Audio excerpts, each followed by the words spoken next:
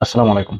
গত বছরের ৫ই আগস্টের পর হতে দেশের বিভিন্ন স্থানে মুক্তিযোদ্ধাদেরকে যেভাবে লাঞ্ছিত করা হচ্ছে, বাংলাদেশের স্বাধীনতা সংগ্রাম, মুক্তিযুদ্ধ এবং মুক্তিযুদ্ধের স্মারক যেভাবে ধ্বংস করা হয়েছে, বাঙালি জাতির পিতা বঙ্গবন্ধু শেখ মুজিবুর রহমানের স্মৃতি বিজড়িত ধানমন্ডি ৩২ কে যেভাবে ধ্বংস করা হয়েছে, তার বিভিন্ন স্মৃতিস্মারক যেভাবে ধ্বংস করা হচ্ছে, তা তো আপনারা সবাই জানেন।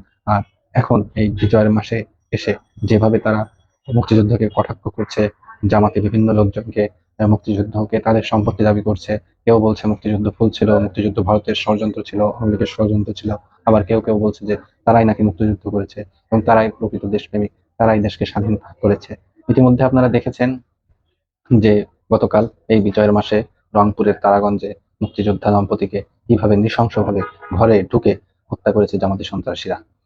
আর ২ দিন আগে তো পাকিস্তানের আইএসপিআর এর সংবাদ বিজ্ঞপ্তিতে জানালো যে তাদের সাবেক প্রধানমন্ত্রী ইমরান খান নাকি বাংলাদেশের জাতির পিতা বঙ্গবন্ধু শেখ মুজিবুর রহমানের অনুসারী। এই কথাটি বলতে গিয়ে তারা বাঙাল জাতির পিতা বঙ্গবন্ধু শেখ মুজিবুর রহমান সম্পর্কে যে কটাক্ষ করেছে, তা কিন্তু কোনো বাঙালির কিংবা বাংলাদেশের সহজে মেনে নেওয়া সম্ভব না। তো যে চিত্রটি স্ক্রিনে দেখলেন তার প্রথমটি হচ্ছে ঢাকা বিশ্ববিদ্যালয়ের শহীদ সার্জেন্ট জহুরুল হক হলের ফটকের চিত্র। এই যে তারা বাংলাদেশের মুক্তিযুদ্ধকে কটাক্ষ করছে, যেভাবে ছোট করছে, তার প্রতিবাদ স্বরূপ শহীদ সার্জেন্ট জহুরুল হক হলের শিক্ষার্থীরা তাদের প্রভুদেশ পাকিস্তানের পতাকা সংবলিত স্টিকার হলের গেটের মেঝেতে সেঁটে দিয়েছে।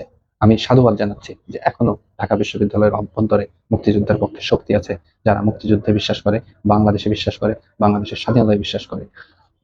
পাকিস্তান প্রেমীরা এবং পাকিস্তান বাঙালির মুক্তিযুদ্ধ এবং স্বাধীনতা সংগ্রামকে কটাক্ষ করে বা অপমান করে যেসব শব্দ ব্যবহার করছে বা যেসব কাজ করছে বাংলাদেশে মুক্তিযুদ্ধকে খাটো করার জন্য, মুক্তিযোদ্ধাদেরকে যেভাবে অপমান করছে, তা কিন্তু প্রতিটি বাঙালির হৃদয়ে রক্তক্ষরণ হয়েছে। সেই জায়গায় গতকাল ঢাকা বিশ্ববিদ্যালয়ের শহীদ সার্জেন্ট জহুরুল হলের শিক্ষার্থীরা যে প্রতিবাদটি করেছে, তার জন্য তারা অবশ্যই প্রশংসার দাবিদার।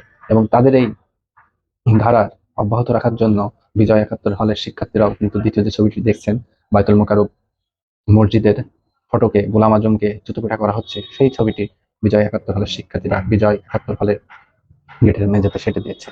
আমি তাদের এই সাহসিকতার জন্য তাদেরকে ধন্যবাদ দিয়ে ছোট করতে চাই না। আমরা যারা বাঙালি চেতনায় বিশ্বাস করি, বাঙালি আদর্শে বিশ্বাস করি, আমাদের প্রত্যেকটি নাগরিকের উচিত এই যে যে স্বাধীনতা বিরোধীরা বাঙালির স্বাধীনতাকে, বাঙালির মুক্তিযুদ্ধকে, বাংলাদেশকে, বাংলাদেশের মানচিত্রকে, বাংলাদেশের জাতীয় পতাকাকে, বাংলাদেশের জাতীয় সঙ্গীতকে ছোট করার যে ম্যান্ডেট হাতে নিয়েছে বা যে ভাবধারা ছড়িয়ে দিচ্ছে বিভিন্ন জায়গায়, সেটার প্রতিবাদ কিন্তু আমাদের করা উচিত। আমাদের ভিতরে যদি ন্যূনতম দেশপ্রেম থেকে থাকে, তবে তাদের এই যে আচরণ, বাংলাদেশকে খাটো করার, বাংলাদেশের মুক্তিযুদ্ধকে খাটো করার এবং এই ন্যারেটিভ দান করানোর চেষ্টা যে বাংলাদেশ স্বাধীন হওয়া ভুল ছিল এবং বাংলাদেশ স্বাধীন হয়েছে ভারত আর আওয়ামী লীগের চক্রান্তে, বঙ্গবন্ধুর চক্রান্তে, সেই ন্যারেটিভ দান করার যে চেষ্টা তারা করছে, সেই ন্যারেটিভের বিরুদ্ধে আমাদের এখনই সোচ্চার হওয়া উচিত এবং প্রতিবাদ করা উচিত।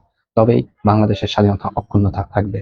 যদি আমরা এই পুরাতন শকুনদের প্রতিহত না করতে পারি, এই পুরাতন শকুনদের এখনই রুখে না দিতে পারি, তবে কিন্তু আমাদের সার্বভৌমত্ব বিপন্ন হবে। অলরেডি আমাদের সার্বভৌমত্বে কিন্তু বড় ধরনের থ্রেট এসে গেছে।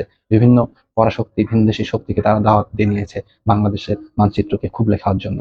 তাদেরকে এখন যদি আমরা প্রতিরোধ না করতে পারি, প্রতিহত না করতে পারি, তাহলে আমাদের সার্বভৌমত্ব এবং মানচিত্র টিকিয়ে রাখা সম্ভব হবে না। ভালো থাকবেন সবাই। জয় বাংলা, জয় বঙ্গবন্ধু। আল্লাহ হাফিজ।